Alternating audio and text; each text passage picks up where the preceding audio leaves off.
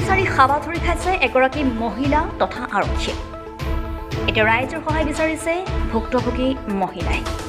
ৰাইজৰ সহায় বিচাৰি মুকলি কৰি দিছে এটা ফোন নম্বৰো, কিয়নো অত্যাচাৰৰ বলি হৈ গোচৰ ৰুজু কৰিছিল এজন যুৱকৰ বিৰুদ্ধে।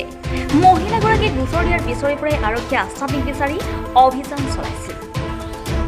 যদিও আত্মগোপন কৰি থকা আসামী যুৱকজনৰ কোনো সন্ধান লাভ কৰিব পৰা নাই আৰক্ষীয়ে।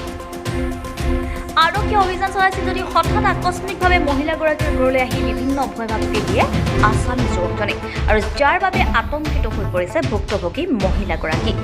হয়, ডবকাৰ মদাৰতলী মনুৰা বেগম নামৰ এগৰাকী মহিলাই কিছুদিন পূৰ্বে একেখন গাঁৱৰে মাছ বেপাৰী ৰমজান আলী পুত্ৰ ফুৰকান উদ্দিনৰ বিৰুদ্ধে ডবকা থানা আৰু হোজাই আৰক্ষী অধীক্ষকৰ ওচৰত দাখিল কৰিছিল এজাহাৰ।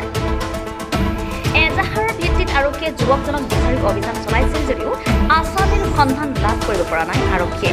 কিন্তু এই আসামীয়ে হঠাৎ আকস্মিকভাৱে দেখা দিয়ে ভুক্তভোগী মহিলাগৰাকীক। অকল এয়াই নহয়, মহিলাগৰাকীকো দিয়ে বিভিন্ন ধৰণে ভয় ভাবুকি, যাৰ বাবে আসামীগৰাকীক আৰক্ষীক চমজাই দিবলৈ এতিয়া বিচাৰিছে ৰাইজৰ সহায়। কোনো সদাশয় লোকে আসামী তথা ফুৰকান উদ্দিনক দেখা পায় তেন্তে 9387586668 নম্বৰত গোপনে খবৰ দিবলৈ আহ্বান জনায় মহিলাগৰাকীয়ে। ডবকাৰ পৰা লুৎফুৰ ৰহমানৰ ৰিপোৰ্ট, অৰুণোদয় অসম। যে ফুরকান নামের মানুষ ও মানুষে আমার বহুত অত্যাচার করছে, করার বাদে আমি থানাত গিয়ে জানাইছি, কেস দিছি, তার উপরে এসপি স্যার দিয়ে কেস দিছি।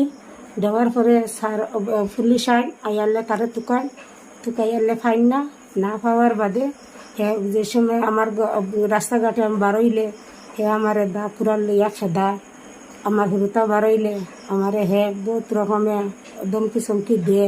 আমার হুরুতা করতে বাড়াইতে পারি না, আমি একলা মানুষ, এইখানে আমি থাকতে পারি না। যে যেন পাও তারে ডবকা টানা তোরারে বা দরিয়া দিয়ে। এরপরে আমার হুরুতা বাড়িতে পারি না, আমি বাড়ি ঘরে রইতে পারি না, বাড়ি ঘর ছাড়া হুরুতা স্কুলে কোনো যাইতে পারি না। তুমি দেন তোরা এখন তার বা দিকে দিও। আমি ডবকা থানার কাছে অনুরোধ জানাইছি, এখন তা তোরা বাসাইয়া দিও। কোর্ট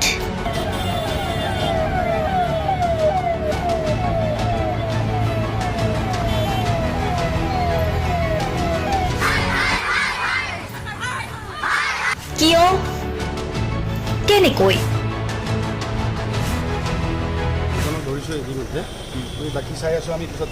দুৰ্নীতি?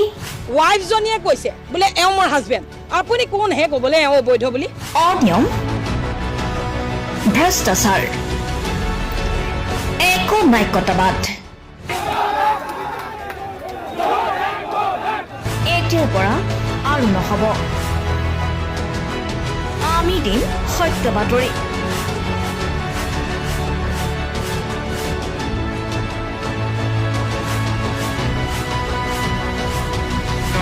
নিজকে সংস্থাপিত কৰাৰ বাবে শুদ্ধ ৰূপত নিৰ্ভীক নিৰপেক্ষতাৰে আমি সাজু। অসমৰ উন্নয়নমূলক যাত্ৰাই আজি এক নতুন দিগন্ত ভৰি দিছে। অসমৰ ৰাইজৰ পৰা আমি সদায় আশীৰ্বাদ বিচাৰোঁ। আমি এনেকৈ যাতে আমাৰ জননী জন্মভূমিক সেৱা কৰি যাব বিচাৰোঁ। অৰুণোদয় অসম,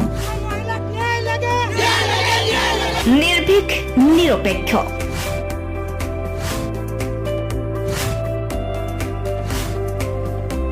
ৰাইজৰ বাবে ৰাইজৰ পক্ষত অৰুণোদয় অসম।